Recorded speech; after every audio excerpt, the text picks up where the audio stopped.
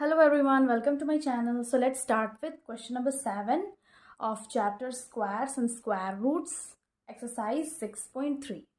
Question है, the student of class 8th of a school donated rupees 2401 in all for Prime Minister's National Relief Fund. Each student donated as many rupees as the number of students in the class.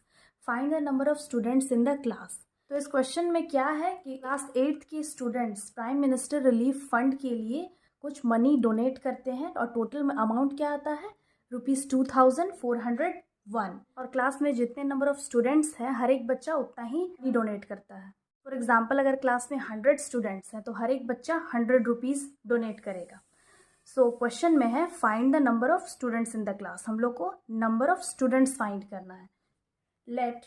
let x be the number of students in the class. तो since अगर number of students in the class x है तो हर एक बच्चा कितना amount donate करेगा? Definitely x। तो यहाँ पे स्टेटमेंट लिख लेंगे also amount donated by each student. क्या होगा? वो ₹x होगा। देयरफॉर जो टोटल अमाउंट डोनेट होगा क्लास में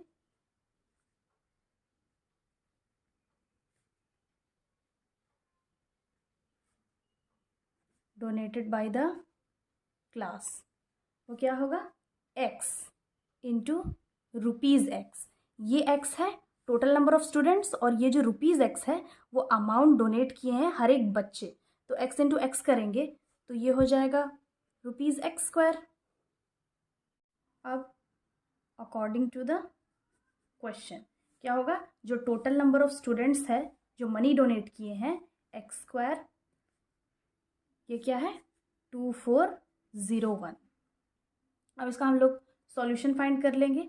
तो 2401 का हम लोग LCM निकाल लेंगे। तो ये 2 से नहीं होगा, 3 से नहीं होगा, ये 7 से होगा।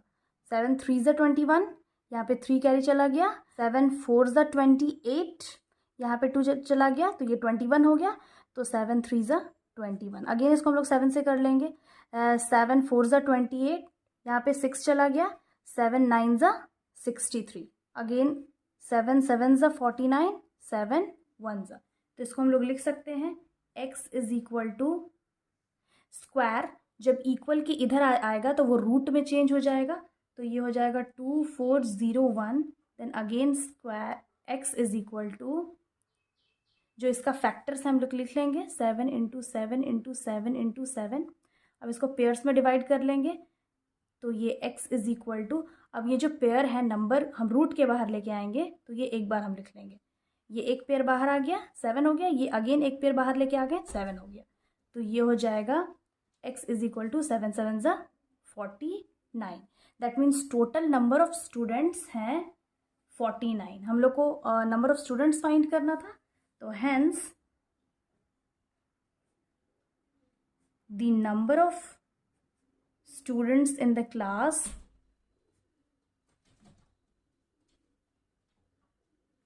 is 49. Next question है question number 8. 2025 plants are to be planted in a garden in such a way that each row contains as many plants as the number of rows. Find the number of rows and the number of plants in each row.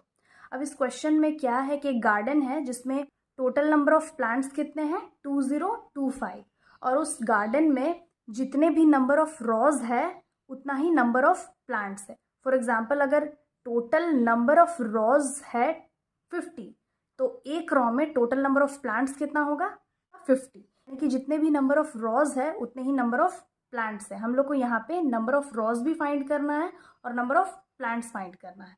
तो ये question exactly previous question के जैसा ही है। तो इसमें let suppose number of rows हम लोग x ले लेते हैं तो नंबर ऑफ प्लांट्स भी x ही होगा। तो इसका स्टेटमेंट हम लोग लिख लेते हैं let the number of rows be x, also number of plants in each row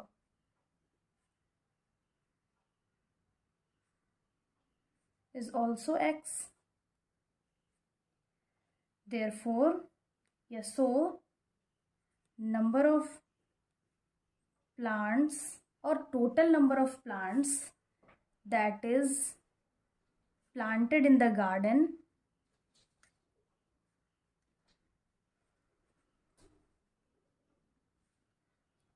is x into x. x into x, ये x स्क्वायर हो गया. अब अकॉर्डिंग टू द क्वेश्चन क्या होगा, जो टोटल नंबर ऑफ प्लांट्स है is equal to हो जाएगा 2025. तो टोटल नंबर ऑफ प्लांट्स हम लोग यहाँ पे x ले लिए, x square is equal to 2025. अब यहाँ पे 2025 का हम प्राइम फैक्टर्स निकाल लेंगे. तो ये 2 से नहीं हो सकता है, ये 3 से होगा. 3 6 ज़ा 18, तो यहाँ पे कैरी चला गया. 3 7 ज़ा 21, 3 5 ज़ा 15. अगेन 3 से करेंगे. 3 2 ज़ा 3 2 ज़ा 3 5 ज़ा. अगेन फिर 3 से करेंगे. 3 7 ज़ा 21, 3 5 ज़ा 3 2 ज़ा 3 5 ज़ा. अब ये 5 से होगा. 5 5 ज़ा एंड 5 1 ज़ा. तो इसको हम लोग लिख सकते हैं x is equal to under root 2025. x is equal to, अब हम 2025 का फैक्टर्स लिख लेते हैं. तो 3 into 3 into 3 into 3 4 times into 5 into 5. अब इसको पेयर्स में डिवाइड कर लेंगे. 3 का एक पेयर है, अगेन 3 का एक पेयर है और 5 का एक पेयर है. तो x इज इक्वल टू हो जाएगा, जो पेयर्स है उसको हम रूट के बाहर निकाल लेंगे. तो ये हो जाएगा 3 इंटू 3 इंटू 5. तो x इज इक्वल टू 3 3 ज़ा 9 एंड 9 5 ज़ा 45. तो ये आ गया 45. हेंस द नंबर ऑफ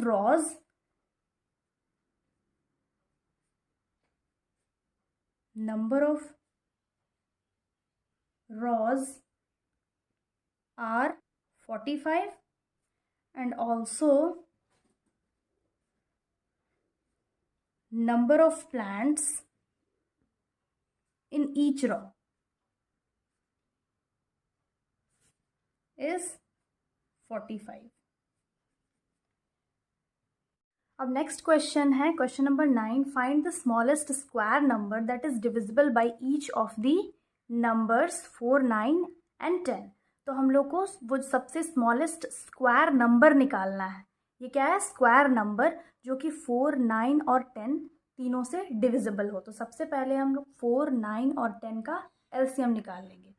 तो 4 9 10 इसका निकाल लेते हैं. ये 2 2 ज़ा 2 5 ज़ा 2 1 ज़ा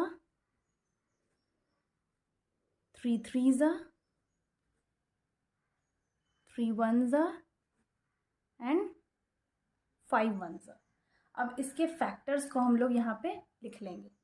तो सबसे पहले हम लोग क्या किए थे, एलसीएम लिए थे ऑफ 4 9 और 10 का. उसके बाद हम लोग क्या करेंगे, ये जो फैक्टर्स है उसको लिख लेंगे. तो एलसीएम क्या है, ये 2 इंटू 2 इंटू 3 इंटू 3 इंटू 5. हम मल्टीप्लाई कर लेंगे. तो 2 2 ज़ा 4 4 3 ज़ा 12 एंड 5 3 ज़ा 15.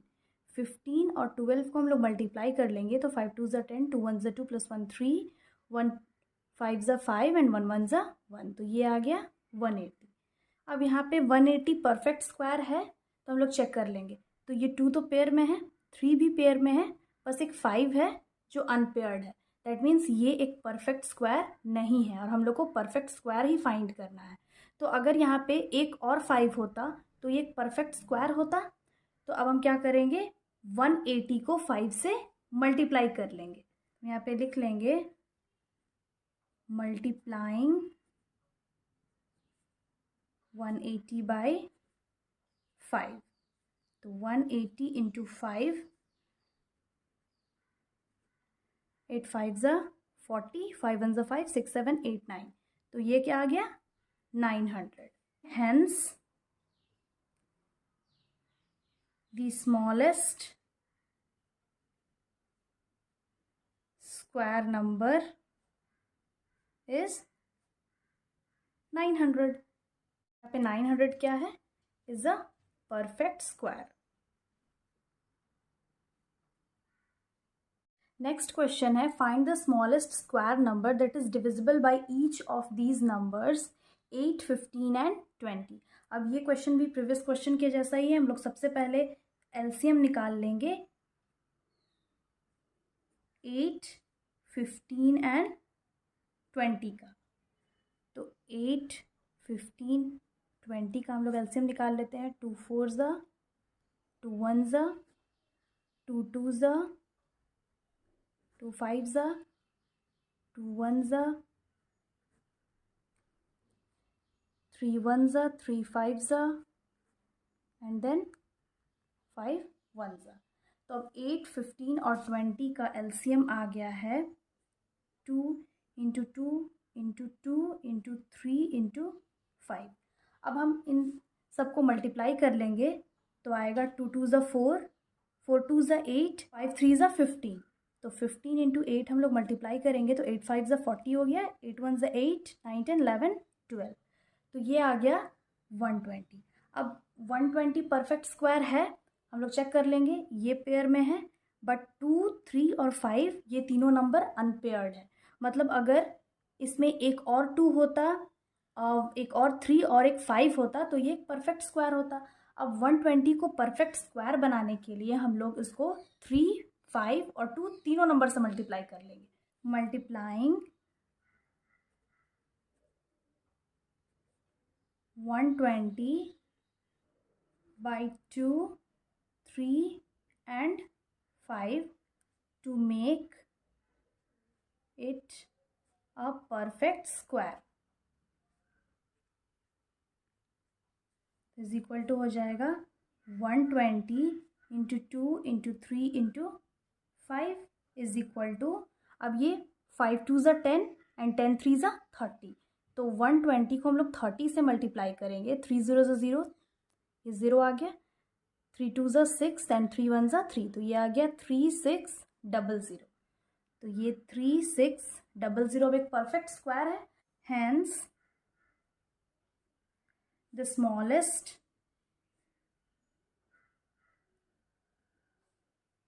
square number that is divisible by 8, 15 and 20 is 3600. So this was the last question of this exercise 6.3. I hope आप लोगों को ये एक्सरसाइज समझ में आ गया होगा। अगर समझ में आया हो तो प्लीज़ वीडियो लाइक करिएगा, अपने फ्रेंड्स के साथ शेयर करिएगा और चैनल ज़रूर सब्सक्राइब कर लीजिएगा। So we will solve the next exercise in another video. Till then, have a nice day. Thanks for watching.